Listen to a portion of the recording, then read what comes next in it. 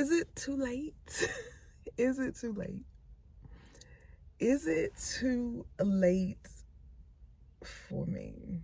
That's the question that I have been going back and forth with for a few weeks now, probably longer than that, but I have been ignoring it because for as long as I can remember, I have always been the type of person listen, if you wake up, you got breath in your body, you in your right mind, then today is a new day to try again, to do something different, to pivot.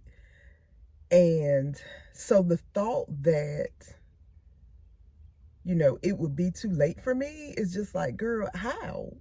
You woke up, you got breath, you in your right mind. It can't be too late. Yeah, at 45, soon to be 46, I'm just like, girl, is it too late to be out here trying to try again, to pivot, to move, to do something different? Because truth be told, your girl is tired. These are the thoughts, and I need to kind of get them out my head. So, if you are actually seeing this video, because I don't even know, am I recording this for me, from my own personal archive, or am I recording to share? Because one of the other things about being in this particular space right now is kind of not really having anybody else that I can relate to. At least that's not sharing it publicly. I don't think I am the only person in this space, but I don't think people really share that, because I think more people want to see the highlights, we made it. This is how, even the people that I do see sharing it, they're sharing it from the perspective of, this is where I was compared to this is where I am now, and I'm in such a better space now. But I haven't seen anybody really talk about it, share it from in the midst of it, in the midst of, baby, have I failed? At 45, like I said, soon to be 46, have I failed? And then part of me is just like, girl, are you wanting too much from life? Because here's the thing, my life is not bad. I'm not living a bad life in this moment. I have a roof over my head, food, my basic needs are covered. I get quite a few of my wants. So it's not like, oh, life is horrible. I would just say at 45, this is not what I envision my life to look like. And as a person who believes that you have everything you need to create the life you want, I feel like if this is not the life that you want, if this is not the life that you envision, then you have everything that you need to create the life that you want, the life that you envision. There's also this part of me that's just like, girl, you are 45. Maybe this is the life. Can you not be okay with this? No. Oh, and I think that comes from the fact that I have lived so many different versions of my life up until this point. I have lived, and I have had the opportunity to experience so many different things that I know what's possible. I know what my life can look like when I do the necessary things. It's just, again, at 45, I feel tired, and I feel like, baby, for who and for what? Who we doing this for? Can you not just settle for this life? Because this life is not horrible. This is not bad. Let's just make the best of this. And when I say that and feel like, okay, let's do that, then, but my mind goes to, but this is what it could look like if you do this, and this. And then there's also the part of doing this, and this, and life still not going the way that you planned or the way that you envisioned. Because I also have to ask myself, well, how did you get in this position? How did you get here? And it's definitely because a series of choices that I made and some choices that were made for me. Because I didn't make all the choices. Some of them, they were just like, nah, baby, this is what you got. But some of them are definitely choices that I made for myself, right? And so this is how you got here.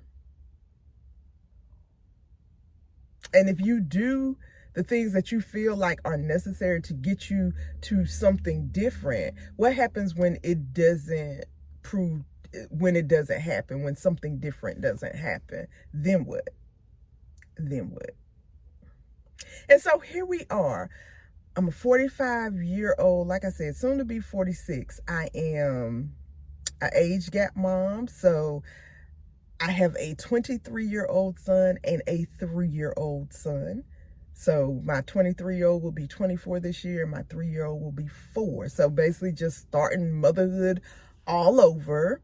Again, a choice that I made. Was that the plan? Like, was that the, absolutely not. And for all,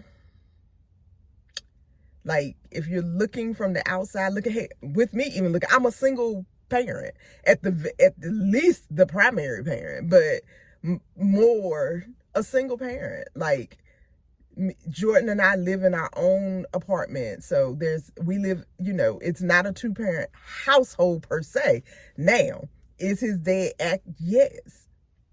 But I don't live in a 2-parent household. So technically Jordan doesn't live in a 2-parent household. So technically single parent, primary parent. Jordan is on the spectrum. He has therapy 3 days a week. I'm responsible for getting him to those therapies. I'm responsible for making sure he's where he's supposed to be. If something comes up, I'm responsible for making sure I got somebody who can watch him, take care of him, do all these different things. So for all given circumstances, yeah. So 45, single mom. I live in an apartment. I really want a house. Financially, I'm okay. Like I said, I'm able to cover my needs every month and get a few of my wants. My credit score is not the best, which is what's hindering me from being able to buy a house. Why is my credit score not the best? Because I made some bad financial decisions that did not turn out the way that I thought they were going to turn out. And so for a little while, we was out here living off our credit cards, and now we got to pay those credit cards down.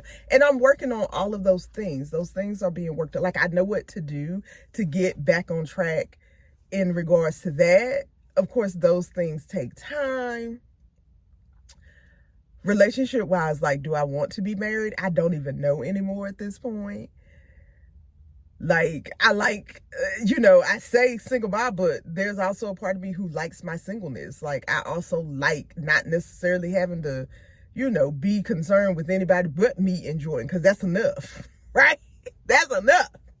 But then there's also that part of me that's just like, if I had some help, if I had a partner, if, I could leave the house and not be like, oh, you got to get the baby. Oh, the baby got to go with, like, I could probably make some different moves.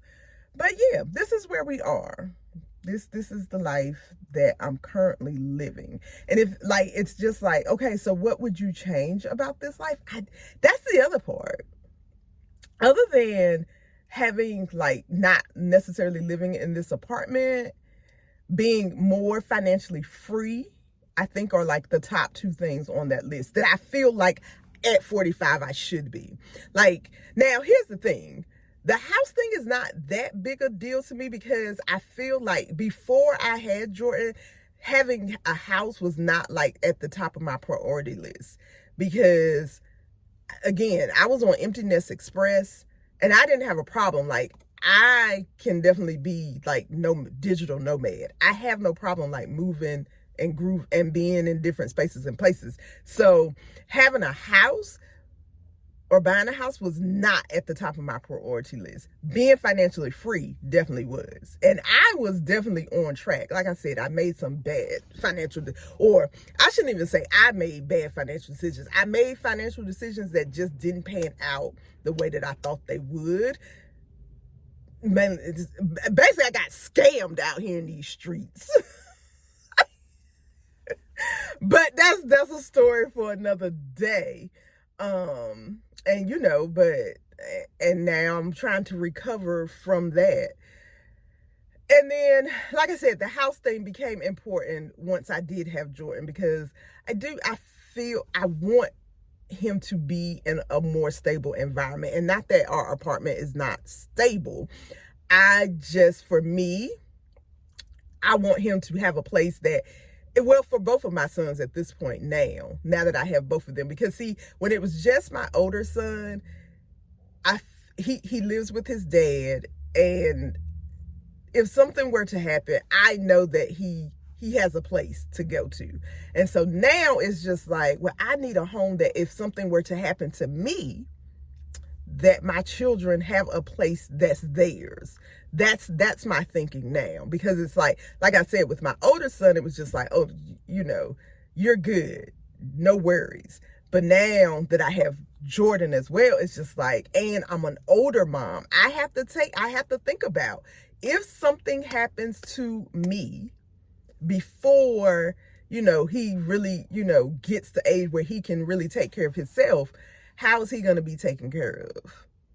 And so that's why, now having a home, our own home, one that I own, has now become at the top of that priority list. And then, like I said, the other part is just being financially free.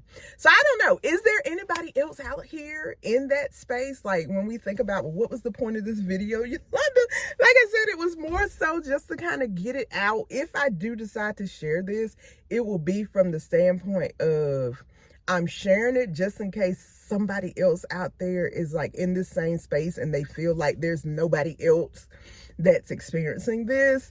Then hopefully you can relate to this. And I don't know what the answer is. I'm gonna just be honest. I don't know what the answer is. What I do know is that I do not have a give up spirit. I do not have a quitting spirit. I never have.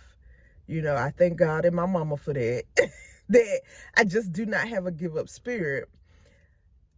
What I plan to do, I don't know. In terms of how I'm going to pivot, how I'm going to move, I honestly do not know. And I guess we'll just have to go on this journey together and see what that looks like. If you are in this space where you just feel, first of all, you have not failed, because every day is a new day to wake up and try again. It really is. It really is. It's just, you have to make a decision about what it is you're going to do. And I guess that's where we are. We just got to make a decision about what we're going to do. Like I said, if you're seeing this, thanks for watching, I guess. My personal video entry into my diary doesn't. Anyway, feel free to stay tuned and see what happens over here, okay? You can subscribe, all of that stuff. I guess I should say all of those things. Again, I don't even know if I'm going to post this, but if I do, subscribe, like, and yeah, I guess maybe I'll be back.